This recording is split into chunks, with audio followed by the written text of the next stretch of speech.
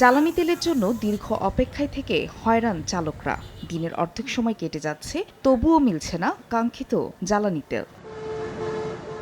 ফেনীতে জ্বালানি তেলের সংকট এখনও কাটেনি। জেলার ২৮টি পেট্রোল পাম্পের কোনোটিতেই মিলছে না চাহিদা মতো জ্বালানি তেল।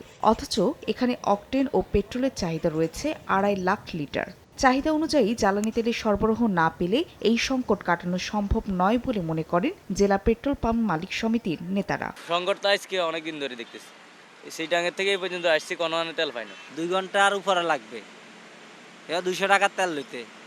তো আমরা কি ব্যবসা করবো না তেলের জন্য আমরা সময় কাটাবো? প্রতিটা পাম্পকে যদি তাদের চাহিদা অনুপাতে দেওয়া হলে তাহলে উত্তোলন হওয়া সম্ভব হবে। নেত্রকোনার ১৮টি তেলের পাম্পে ১ কিংবা ২ দিন পরপরই তেল দেওয়া হচ্ছে। এরপরও লাইনে থেকে তেল না পাওয়ার অভিযোগ গ্রাহকদের। আমি সকাল 7টা থেকে ওই লাইনে দাঁড়ায় রয়েছি, এখন 12টা 1টা বাজে, এখন পর্যন্ত আমি কোনো তেলের হদিশই পাই নাই। পাহাড়ি এলাকাতেও জ্বালানি তেল নিয়ে নেই স্বস্তির বার্তা। যানবাহনের লাইনের সারি 2 থেকে 3 কিলোমিটার ছাড়িয়ে গেছে। ঘন্টার পর ঘন্টা অপেক্ষার পর মিলছে না সামান্য তেল। সবগুলো পাম্পে গেছে, কোনো পাম্পে তেল দিতেছে না। বিশাল লাইন থেকে আমি বোতল নিয়ে আসছিলাম এখানে, এখন মেশিন নষ্ট। এছাড়া বান্দরবানে রেশনিং পদ্ধতিতে জ্বালানি তেল বিক্রি করা হচ্ছে। পর্যটন নগরী হওয়ায় স্থানীয়দের পাশাপাশি তেল পেতে ভোগান্তি পোহাতে হচ্ছে পর্যটকদেরও।